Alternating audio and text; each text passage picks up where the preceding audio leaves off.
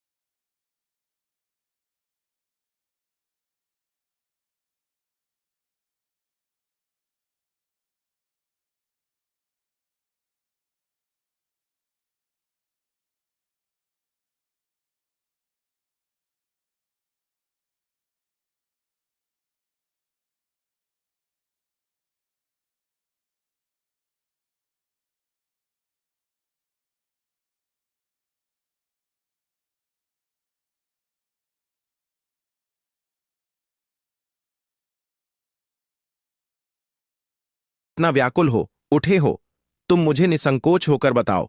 तभी देव मुनि नारद जी ने बताया और कहा, हे प्रभु, आज जब मैं आकाश मार्ग से जा रहा था तो मैंने देखा कि एक स्त्री अपने पति को रात में अपने बिस्तर पर सुलाकर रात में जंगल की ओर जाकर एक झोपड़ी के पास खड़ी होकर किसी पुरुष का इंतजार कर रही थी, और उधर वह पुरुष अपनी पत्नी और दोनों बच्चों को सुलाकर और उन्हें अकेला छोड़कर घर से निकलकर वहां से घनी रात में जंगल से होते हुए आया और उस झोपड़ी में उस स्त्री से मिला, और उस स्त्री से मिलने के बाद दोनों ने आपस में शारीरिक संबंध स्थापित किया और उसके बाद वहां से चले गए। मित्रों, आगे नारद जी कहते हैं, हे प्रभु, यह दृश्य देखकर मेरे मन में यह जानने की इच्छा हुई कि इस कलयुग में स्त्री पुरुष अपने पति पत्नी को धोखा क्यों दे रहे हैं, उनके साथ ऐसा विश्वासघात क्यों कर रहे हैं। हे प्रभु, वह कौन सी स्त्रियां होती हैं जो अपने पति को अपने पास सोने नहीं देती हैं? ऐसी स्त्रियों को कौन सा पाप भोगना पड़ता है, और वह कौन सी स्त्रियां होती हैं जो अपने जीवन में यदि यह 3 गलतियां करती हैं तो उन्हें जीवन भर पछताना पड़ता है और उन्हें जीवन भर रोना पड़ता है। देव मुनि नारद जी की बात सुनकर भगवान श्री हरि विष्णु जी कहते हैं, हे देव ऋषि, आपने यह प्रश्न पूछकर समस्त मानव जाति का कल्याण किया है। आज मैं आपके इन सभी प्रश्नों का उत्तर एक अलौकिक कथा के माध्यम से देने जा रहा हूं, जिसे सुनने के बाद तुम्हें तुम्हारे सभी प्रश्नों के उत्तर मिल जाएंगे। मित्रों, कथा सुनाते हुए भगवान विष्णु जी कहते हैं, हे देव मुनि नारद, एक समय की बात है, किसी गांव में एक व्यापारी रहता था। उसका एक पुत्र था जिसका नाम देवांतक था। वह व्यापारी बहुत ही धनवान था, उसके पास बहुत धन था, क्योंकि वह व्यापारी अपने व्यापार में बहुत ही ज्यादा मेहनत करता था, और इस मेहनत के चलते वह व्यापारी बहुत धन इकट्ठा कर चुका था। वह व्यापारी अनाज कम दामों में खरीदता था और बैलगाड़ी पर लादकर शहर में ले जाकर अन्य बड़े व्यापारियों को ऊंचे दामों में उस अनाज को बेच देता था। इस प्रकार से धीरे धीरे वह बहुत धनवान बन गया था। मित्रों, उस व्यापारी की जो पत्नी थी वह देखने में बहुत ही ज्यादा सुंदर और रूपवान थी, और वह व्यापारी अपनी पत्नी से बहुत प्रेम करता था। इसलिए वह व्यापारी अपने व्यापार से जो भी धन कमाता था वह पूरा का पूरा धन अपनी पत्नी के हवाले कर देता था, और वह व्यापारी अपने इकलौते बेटे देवांतक से बहुत प्रेम करता था। वह जो भी कहता था व्यापारी लाकर उसे दे देता। उस व्यापारी के प्यार के कारण धीरे धीरे उसका बेटा बिगड़ने लगा और उसने गलत बच्चों की संगत पकड़ लिया और वह बर्बाद हो गया। मित्रों, कहते हैं कि अधिक आजादी से या तो इंसान बिगड़ जाता है या फिर बन ही जाता है, किंतु बिगड़ता ज्यादा है और बनता कम ही है। मित्रों, उस व्यापारी के पुत्र के साथ यह हुआ कि वह बिगड़ गया। वह गलत लोगों के साथ रहकर शराब पीने लगा और जुआ खेलने लगा और अपने पिता का धन जुए में उड़ाने लगा। वह अपनी मां से झूठ बोलकर धन ले जाया करता था और जुए में हार जाया करता था, और शराब पीने के बाद वह अपनी काम वासनाओं को शांत करने के लिए वेश्याओं के पास जाने लगा।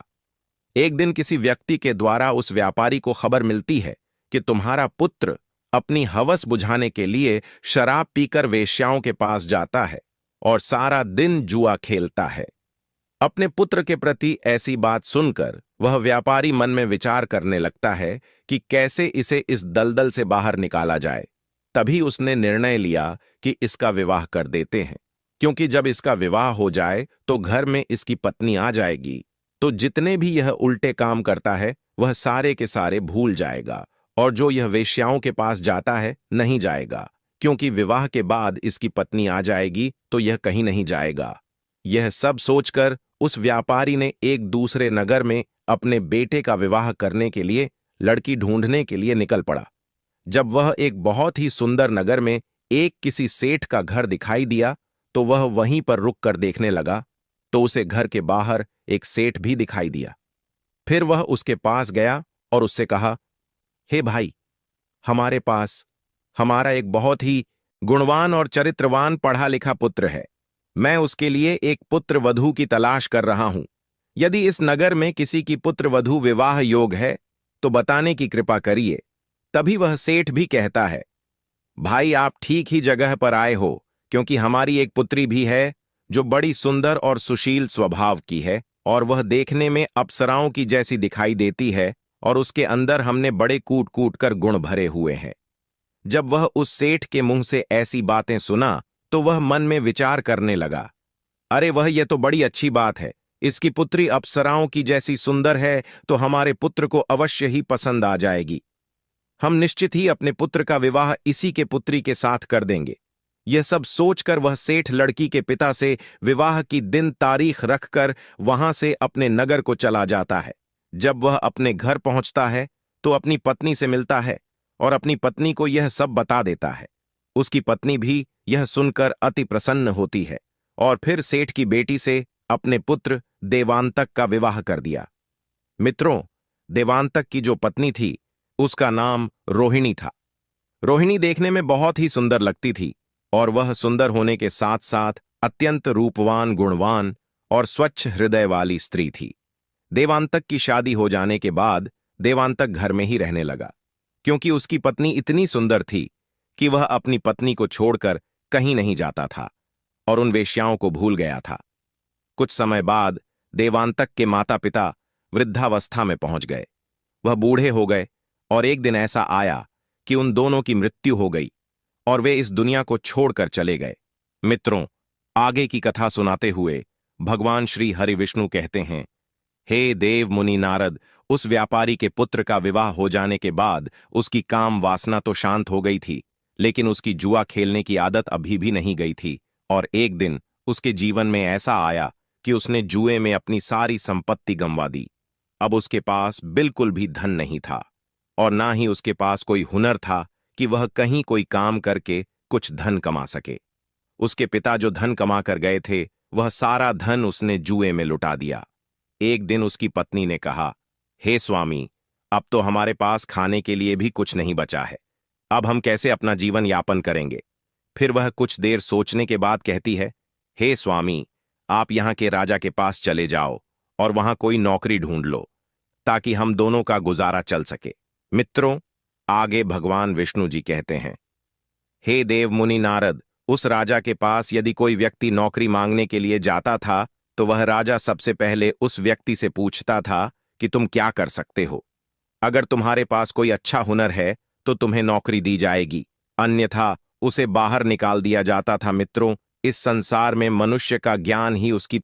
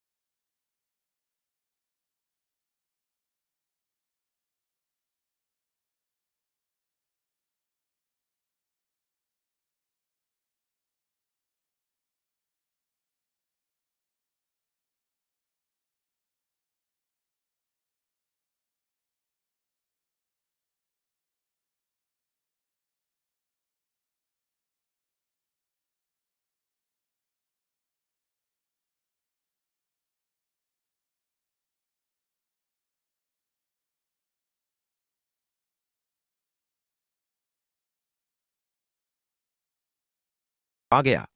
किंतु कुछ समय बाद देवांतक फिर से गलत संगत में पड़ गया। एक दिन वह शराब पीकर घर आया और काम वासना के भाव से अपनी पत्नी के पास गया। तभी उसकी पत्नी ने उसको अपने पास सोने से मना कर दिया।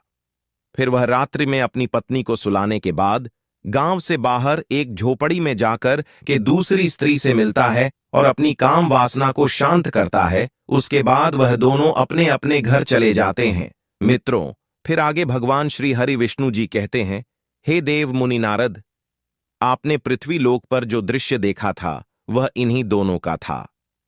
मित्रों, स्त्री को अचानक से अपने पति का त्याग नहीं करना चाहिए। जिस तरह से देवांतक की पत्नी ने किया था वह गलत था, क्योंकि एकदम से जो स्त्री अपने पति के साथ सोना छोड़ देती है और उसके साथ काम क्रीड़ा करना बंद कर देती है तो उसका पति जो है वह गलत रास्ते पर निकल ही जाता है।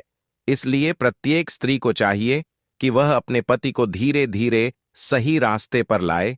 किसी को भी एकाएक सही नहीं किया जा सकता है। अब मैं स्त्रियों के लिए 3 महत्वपूर्ण बातें बताता हूं जो स्त्री को नहीं करनी चाहिए। नंबर 1, स्त्री को अपने पति के साथ रात्रि में विश्राम करना, उसके साथ सोना बिल्कुल बंद नहीं करना चाहिए, एकदम से नहीं छोड़ना चाहिए। और जो स्त्रियां अपने पति के साथ रात्रि में सोने से इनकार करती हैं तो वह पति जो है फिर दूसरी स्त्रियों की तलाश में निकल ही जाता है। इस प्रकार वह गलत होकर शराब भी पीना शुरू कर देता है। यदि दूसरी स्त्री उसे नहीं मिलती है तो वह वेश्याओं के पास जाने लगता है।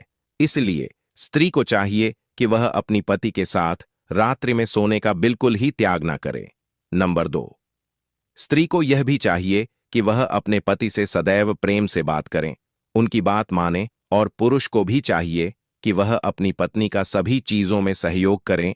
जो स्त्री अपने पति की सारी इच्छाएं पूर्ण करती है वह एक दिन अपने पति को सही रास्ते पर लाकर के खड़ा कर देती है और उसके साथ खुशहाल जीवन व्यतीत करती है। जो पति पत्नी एक दूसरे के सुख दुख को समझते हैं उनके जीवन में कभी कोई परेशानी नहीं आती है। उनके घर में कभी भी अन्न और धन की कोई कमी नहीं होती है। ईश्वर की कृपा दृष्टि सदैव उन पर बनी रहती है। तो मित्रों, हम उम्मीद करते हैं कि इस कहानी के द्वारा आप लोगों को पता चल गया होगा कि स्त्री को अपने पति के पास कब सोना चाहिए और कब नहीं सोना चाहिए और उन्हें गलत रास्तों से कैसे निकालना चाहिए। मित्रों, हम अपनी सभी माताएं एवं बहनों से हाथ जोड़कर निवेदन करते हैं कि यदि आपके पति भी गलत रास्ते पर चले गए हों तो आप इस कहानी में बताई गई बातों को ध्यान से सुनकर अपनाइए। उनके पति भगवान विष्णु और माता लक्ष्मी की कृपा से निश्चित ही गलत रास्तों से, गलत संगतियों से निकलकर बाहर आ जाएंगे और वह अपने घर परिवार और बीबी बच्चों की देखभाल करना शुरू कर देंगे। फिर कभी वह गलत रास्ते पर नहीं जाएंगे। मित्रों, अगर ये कहानी आप लोगों को पसंद आई हो तो कमेंट बॉक्स में जय श्री हरि विष्णु और जय हो माता लक्ष्मी की लिख करके, वीडियो को लाइक करके, चैनल को सब्सक्राइब करके बेल आइकन ऑल पर प्रेस कर लीजिए, जिससे आप सभी लोगों को प्राचीन कथाएं और कहानियां सबसे पहले प्राप्त हो सके। मित्रों, वीडियो को पूरा देखने के लिए आप सभी लोगों का धन्यवाद।